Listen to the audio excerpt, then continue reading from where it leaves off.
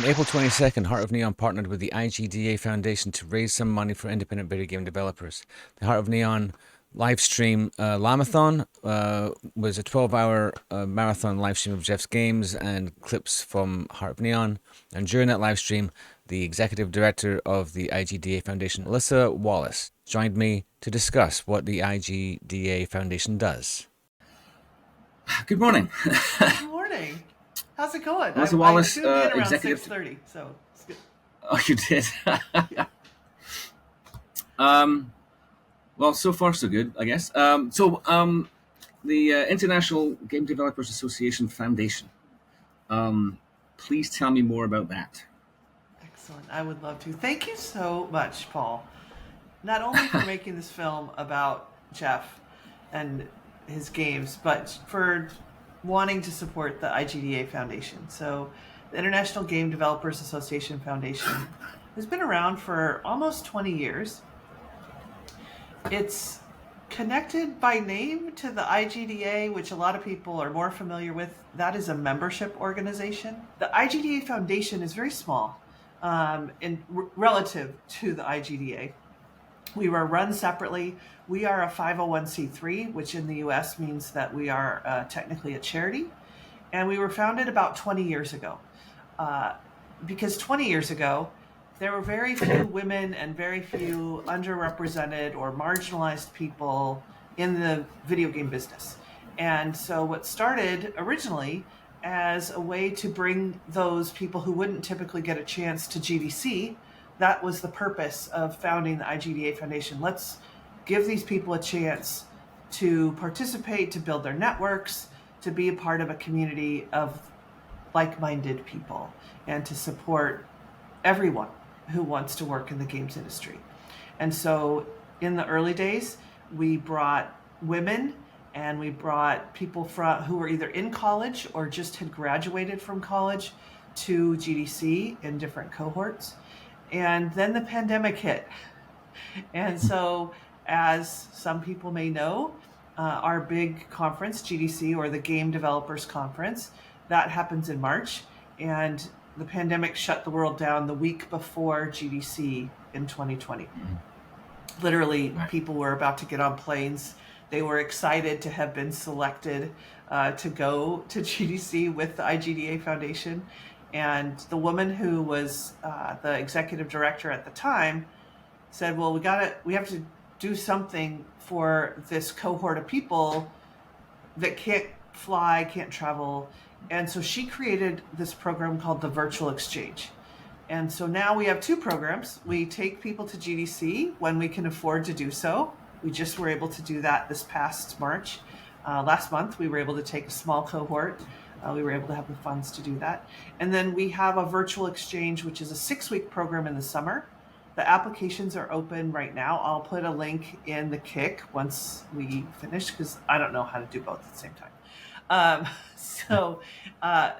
Last year, we had over 750 applications, and we selected 68 people because they rose to the top. We don't have a set number of people we accept. We really want people who are going to benefit from the sessions that we have, benefit from the community that we build, from a mentor that we figure out who's the best mentor for them if they want to be an artist or they want to be a writer in games, whatever their interest is, producer, whatever that might be, and we pair them with a mentor. And then people who want to give back, who want to do what you're doing with this event that is surrounding Heart of Neon.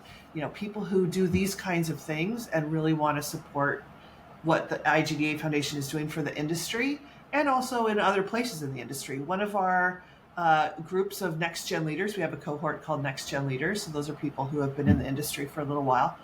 They have put together their own mentorship program for game producers, very specifically. So it doesn't compete with us. It's not part of the IGDA Foundation, but they realize that game producers need their own network. And so they've created that. So I love hearing those kinds of things. And hopefully I'm describing what we're about well enough that it gives a sense of what we do. I think so. I think so. I mean, it's a global organization. What kind of reach?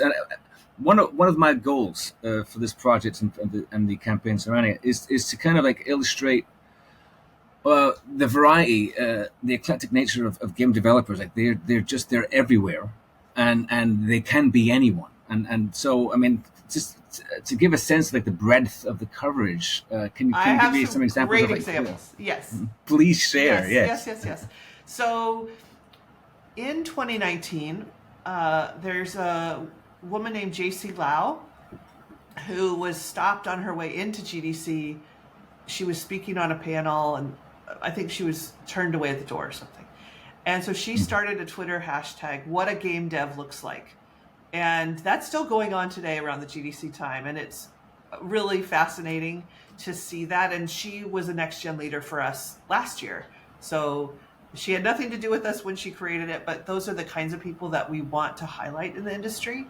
I think when I first talked to you, I might have talked about our velocity cohort. Our velocity cohort are Yes. people who have other experiences. They may be an artist in something, fine art, and they want to work in games.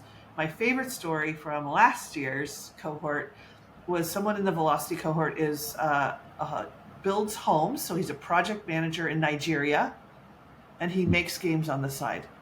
And so he wants to be either producer or project manager in the games industry. He has those transferable skills. That's the kind of person that we want to help, inspire, support. I talk to that person because they're very engaged. They're giving back. They're volunteering their time to help us build our alumni community. And so it's a group of people in there's a number of women in Puerto Rico who are game developers and were in our velocity cohort last year. We have students. Last year, one of our students decided that he couldn't afford to pay for a game major at a big university, and he found the classes that he wanted at a community college, and he applied and got accepted into our scholars cohort. So that's international scholars anywhere in the world. We prefer people from outside the United States. Actually, we want more representation outside the United States. I spend a lot of my time pushing, building networks, talking to people who are in other regions, because that's important to me, that we introduce our community to people around the world. I worked in international business for many, many years, and so that's core to me. But anyway, so this young man who was able to get the degree he needed with a community college course plan is a graphic designer. And so he is now producing his first game. The group from the Velocity cohort last year had about 16 people in it from around the world. They made a game together. They participated and created their own game jam, and they've launched that game. Amazing. Like, those kinds of things are what we love to see. We love the fact that providing the community is inspiring to them, that they want to help other people. We have different programs throughout the year when a corporate sponsor will come in, and a corporate sponsor will say to us, for example, last year, Google came in and said, we want more underrepresented creators on Android. And so we, together with the IGDA and Global Game Jam, the three organizations came together, and we put on a month-long game jam for women in Asia and Latin America. And one of my favorite emails I got was from a team of women in Asia who said, we never thought that we would be able to have our own studio, create our own games, and have a career doing what we love. So yes, to your point, game developers are everywhere. They just need to know that there's a community out there to help them out, and we're one of those. There's a lot of them. Yeah, the thing that's really emerged for me in the process of making this film. I was making a film about a guy who seems to be very alone and aloof, but that's absolutely not the case. Even in the context of like Jeff's story, a community emerges, and people gather around this activity, which I don't know. Some people see as like isolating and weird, and it's not. It brings people together around this thing that creates joy, Exactly. right? And it's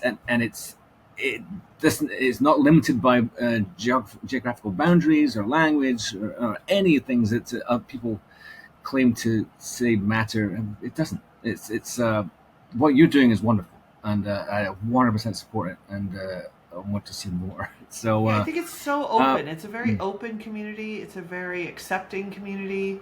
I've worked in the games business for a very long time, and before I was at the foundation, one of our producers had a BioShock tattoo because she and her mom would play together, and it was like a really important memory for her to be able to see that and think about the joy that she had in those moments with her mom. And we're everywhere.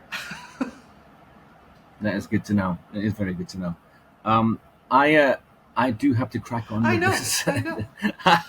But I'm gonna come back in a little bit and do this again. If you want me to come back, I would be happy to do so. I would love that very much. Please Okay. do. I'll see you in a few hours. Alyssa, thank you very much. I'll talk to you again soon. Bye. Bye.